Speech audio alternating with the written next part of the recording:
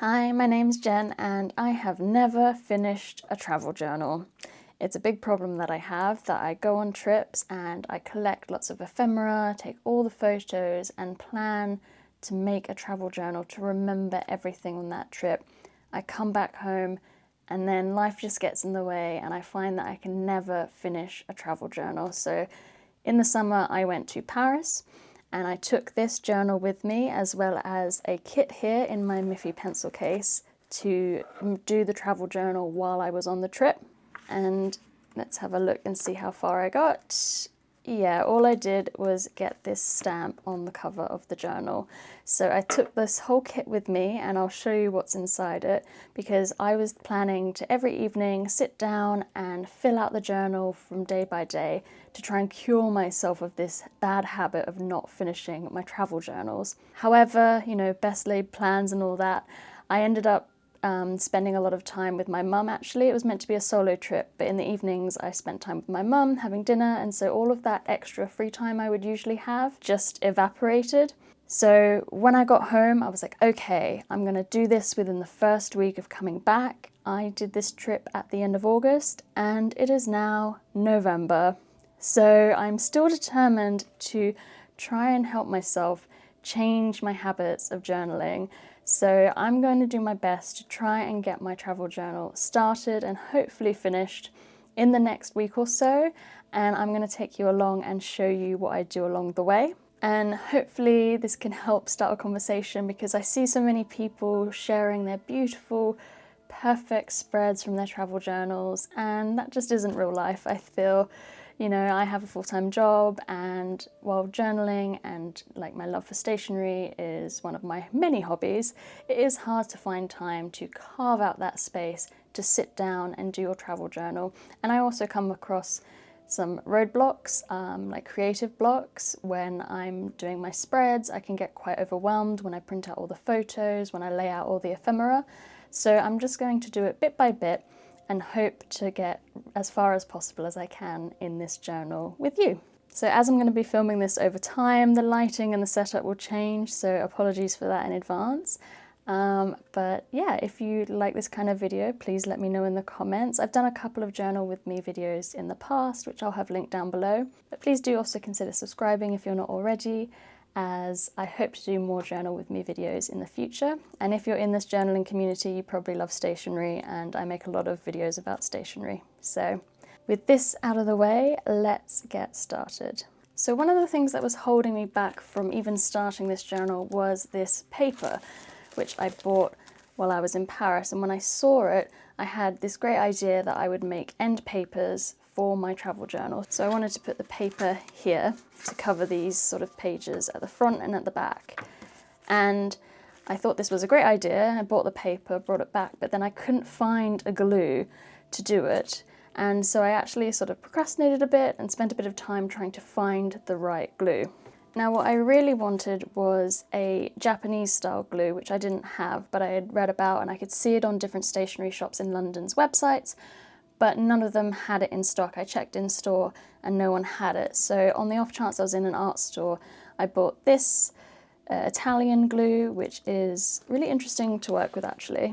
And it comes like this with a little brush and you just sort of mix it around like that. But the test that I did with it just came out, you could see the white of the glue behind the see-through paper, so I just was not happy with these tests. So I bit the bullet and I bought the Japanese glue, and it's just it's quite cheap, so spending sort of the same amount on postage when I could hopefully get it in person sort of held me back. So when I was trying to justify the price of the postage, I thought, oh, I'll buy the bigger one because that just makes it more palatable for my budget. But it's actually kind of hilarious how massive this glue is, also compared to this little Italian one that I bought.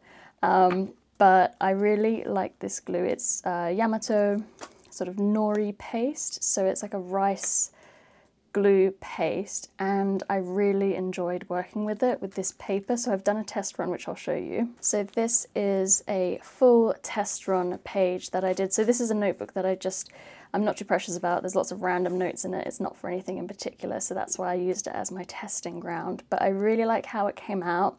so I'm looking forward to actually doing it in the journal itself.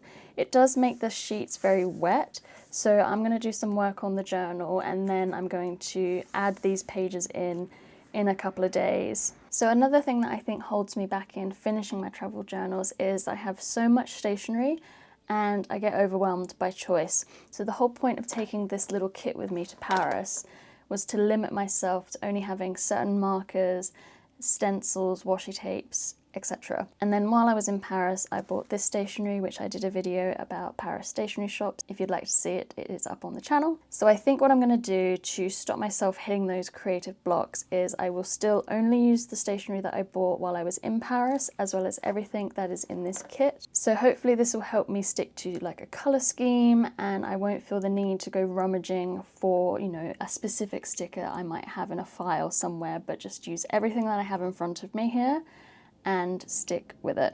And it is hard to stay creative for a long period of time, I find. So even if I sat down with 6 hours ahead of me, I don't think that I can be creative for that full 6 hours. You need breaks, you might need days in between. And I don't think it's a bad problem to have, you know, not finishing a travel journal. I'm sure many people out there are in the same boat as me, that you just can't find the time to do it, or you can't find the creative energy.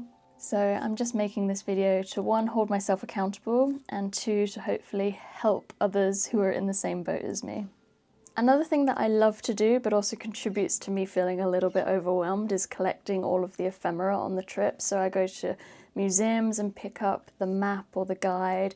I like to get printed tickets, or if they're not available, I will print out my e-ticket. I hold on to other little bits and pieces, so things from food, maybe a little wrapper, tickets from things that I've booked. I even picked up this €0 note from the Paris Opera, but it's just sort of trying to think about where all of this fits in within the travel journal. I know there's lots of creative ways that you can use all of the paper ephemera, and I don't want to waste any of it, but I think as well I need to like let some of it go. If it doesn't work and if it doesn't fit in the journal or with the photos or other things I want to include, I just have to let it go. So what I had planned to do while I was traveling was to use my little thermal printer, and actually now I'm going to do this journal at home. I'm really happy to be using my Canon selfie printer, because printing out the coloured photos, I've already printed a few. I think just for me makes all the difference in a travel journal, but I mean I could still use this. I'll show you what this one looks like and then I'll print some in the colour and we'll see what the difference is. So both of these printers use apps. This is the Pooley printer app, which is for this little one here, and then when I go to print I always do the bold option, and then if I hit print,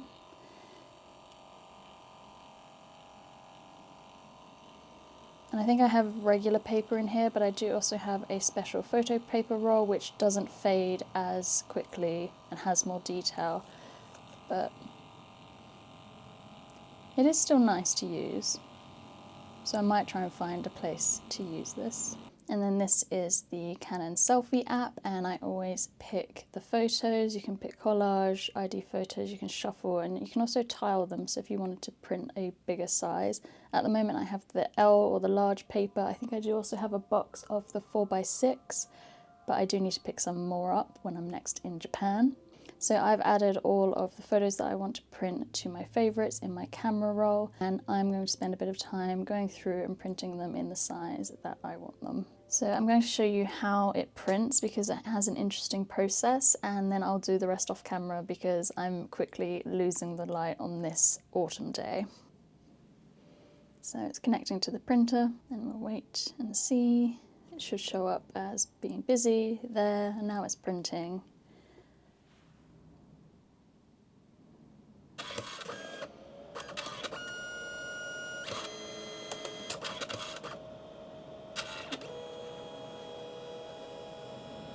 So the paper feeds back and forth, so it does the yellow, the blue and the pink, and it has a sealing layer at the end.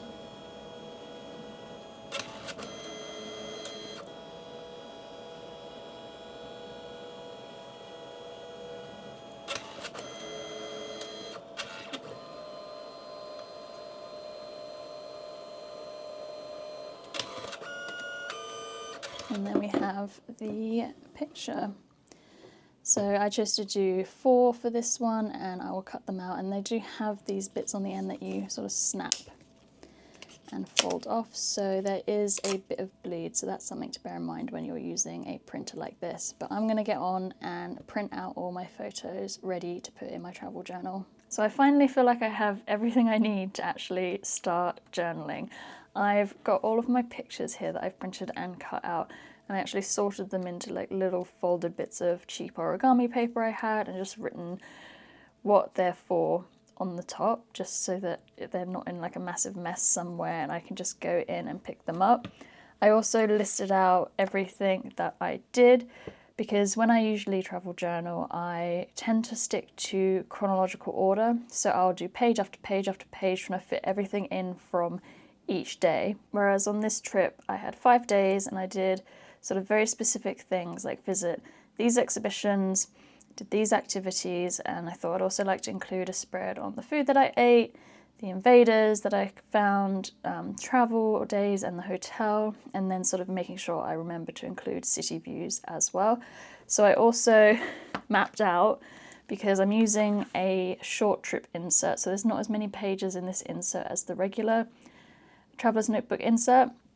So I just mapped out all of my pages and just sort of think, I want food right in the middle, I'll have 3 exhibitions on one side, 3 exhibitions on the other side, and just, it doesn't really matter to me where I put like the Jardin des Plantes or the Notre Dame invaders, and then I put in vibes, so that's like an extra double spread for sort of city images of just from when I was walking around.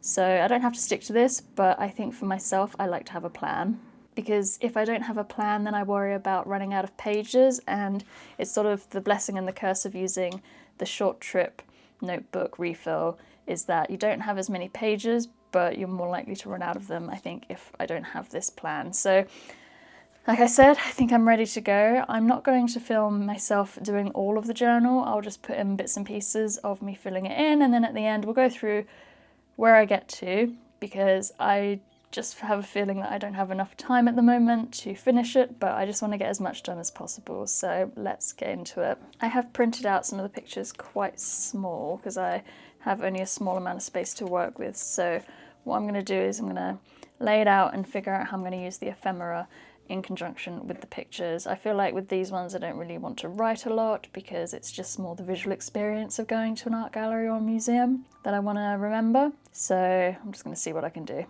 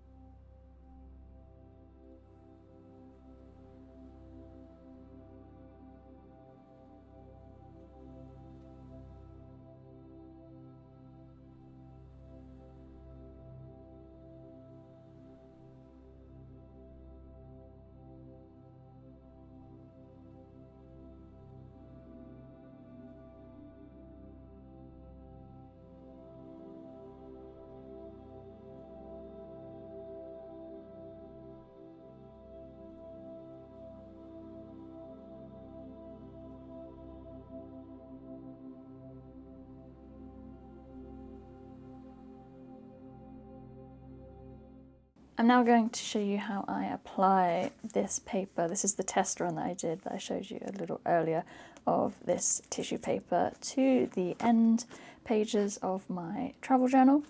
So I've already cut out the pieces of paper and I just laid the paper over the notebook just to see where I sort of wanted some of the figures and some of the imagery to be positioned, and picked out a piece for the front and the back, trying to make sure that they weren't exactly the same. And I will preface this is that I'm not a bookbinder. I haven't done this before outside of just testing it out for this travel journal. So I'm just going to show you how I do it and what makes sense to me and what process. And all that I will be using is this random paintbrush I had lying around, as well as the glue that I spent so long looking for, the notebook of course, and the silk tissue paper that I picked up in Paris. So the first thing that I do is I sort of work with one side of the notebook at a time. So I'll apply a thin layer of the glue to one side of the notebook. I start, for no reason, on the paper side, and then I will do the cover side.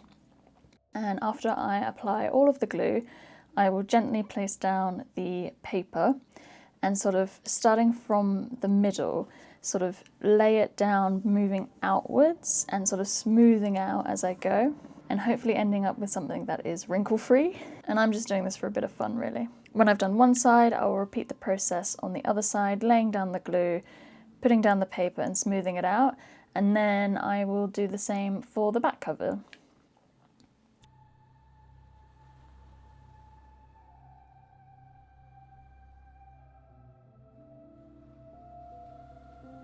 So that took about 15 to 20 minutes. You can see it's a very delicate process because the paper is so thin, and I did actually accidentally tear it here on the front, but maybe I can put a sticker over it or something. The pages are quite wet and they are buckling a bit, and if I leave it to dry just as it is, the pages are probably going to warp. So what I do, and not everyone may have this, but I have this really thick London Encyclopedia, which has, how many pages does it have? Over 1,000 pages, 1,100 pages.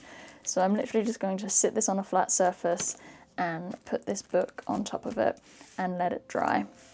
And I'll probably leave that for 1 or 2 days and just check on it and make sure that it's all drying properly. And then I will trim off the excess around the edges of the pages, just like with the other pages in the journal where I've done sort of like a full bleed kind of page layout.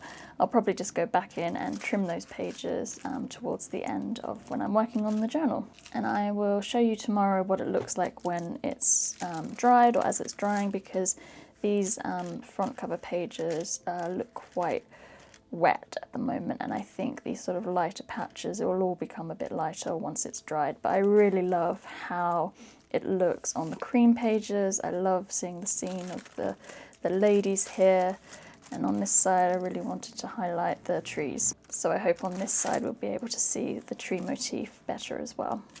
So yeah, we'll check in on it tomorrow.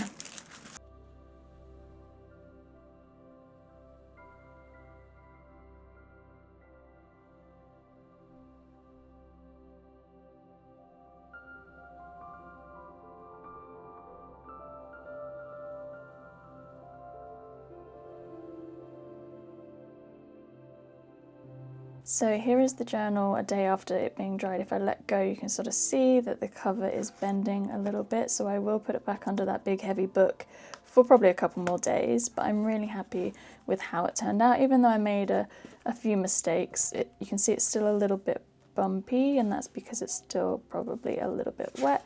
And on the back, it's actually not as good as I'd hoped. It's a bit rippled, but this is something I was trying for the first time, so I'm really happy with how it turned out.